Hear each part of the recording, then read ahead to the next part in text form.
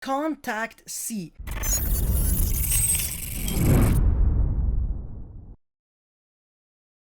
How good is this card? Is it the hand shop to beat the meta? And if so, how can we really use it? Today we're actually going to take a look at all its applications, its pros and cons, the decks that would maybe lose to the card, while there are some other decks that might just not lose to it at all. So should you main deck the card? Should you side deck the card? Don't worry, we're going to try to figure out everything today. But before you start, friendly reminder to like and subscribe. It motivates me so much to keep making a lot of these. And yeah, let's jump right into it. So first of all, Contact C as a concept is actually not new. The first card that kind of looked similar to it was Flying Sea, and that was used back in like 2016, 2015 against Burning Abyss.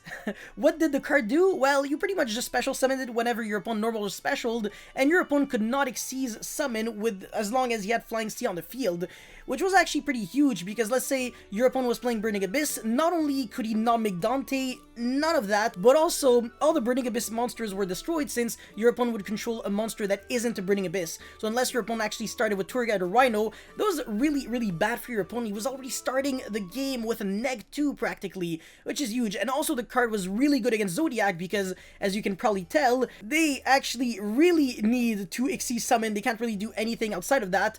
Link summoning obviously didn't exist, and Contact C is the new card to pretty much make sure that you can cover as much ground as possible, since it is a better version of Flying Sea, I guess I want to say. Your opponent cannot really fusion, synchro, ritual, exceed, or link summon as long as he isn't using Contact C as a material, which can, like I said, either hurt your opponent really bad or actually help your opponent really bad. So since you're going -1 just by using the card, since you're giving a monster to your opponent's field, you obviously don't want your opponents to be using it for their own good. Like against Virtual World, that would be pretty bad because it's a level 6, so they can either make Beatrice Ptolemy or, even worse, make Sulkin with, I don't know, like a level 6 tuner, which is very easy, Lao Lao, literally all the level 3s that can be upgraded to a level 6 by using the Chuche effect, or Coral Dragon in order to make Sulkin into Crystal Wing so they can even play through more hand traps. So yeah, maybe it's not really good against them. And against Drytron, well, they kind of give you a hug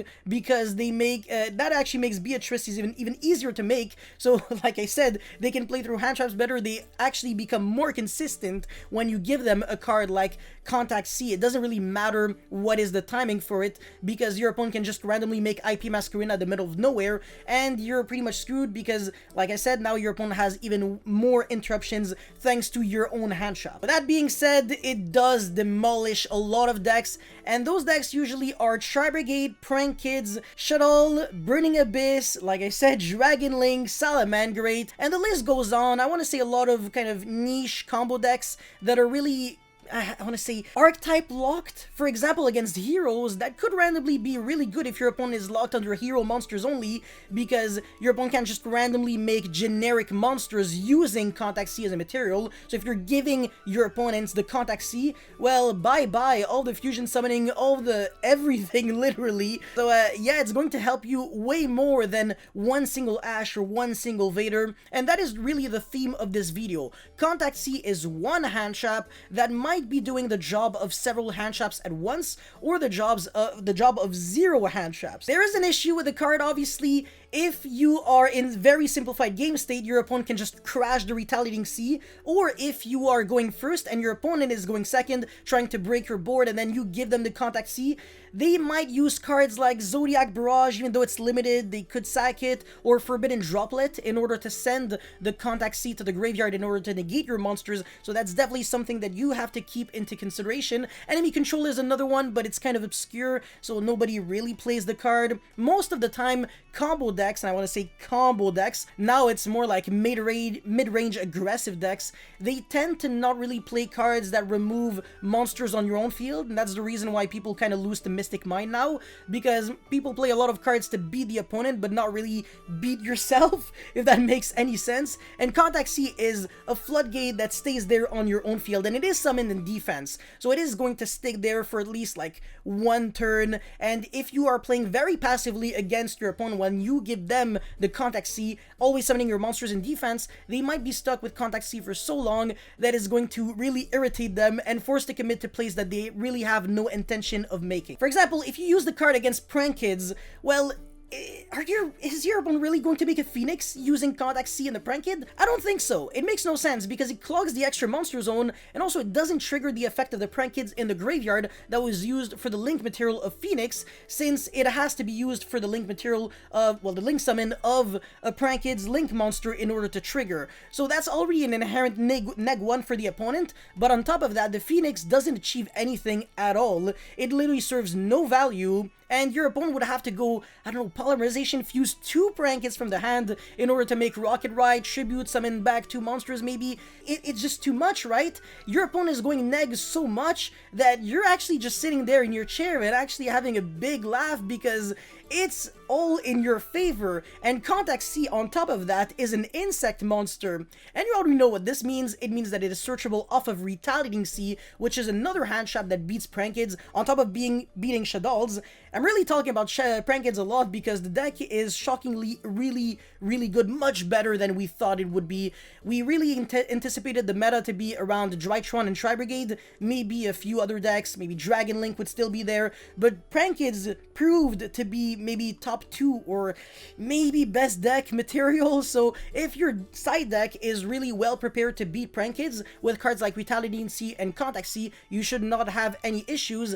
However, I just want you to know that Contact C, like I already said, has a lot of dead applications. So like in other words, Retaliating C is a card that really ranges from hurting yourself by helping your opponent if you're not playing it correctly, even against decks that would technically lose to the card, to a card that could seriously save your life entirely, make your opponent pass turn, and sometimes just pass more than one turn. Against Tri-Brigade, it doesn't make them pass more than one turn, I guess I want to say, because you would chain Contact C when your opponent would actually summon a monster off the Tri-Brigade, and then because of the drawback of the Tri-Brigade monsters, you are locked under only using Beast, Beast Warrior, or Winged Beast monsters as link materials for link summoning for the rest of the turn, and Contact C, obviously being an insect, would not work for that. So your opponent would be left with pretty much like a Beer Bloom, a Tri-Brigade monster, and Retaliating C. He would pass turn there, and if you're not doing anything productive, it's bad for you because your opponent is just going to make Appaloosa, trigger the effect of the Beer Bloom,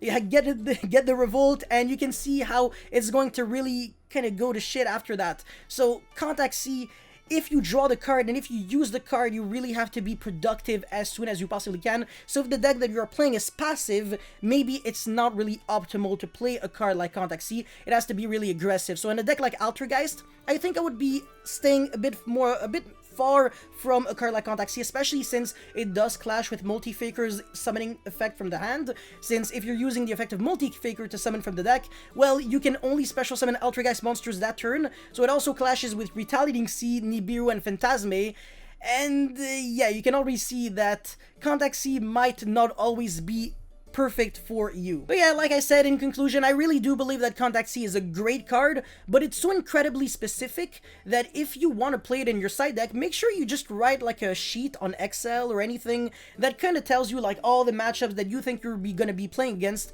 and just say like yes or no every single time there's a deck that you think loses to Contact C in order to kind of guide you through your deck building. That's what I usually do.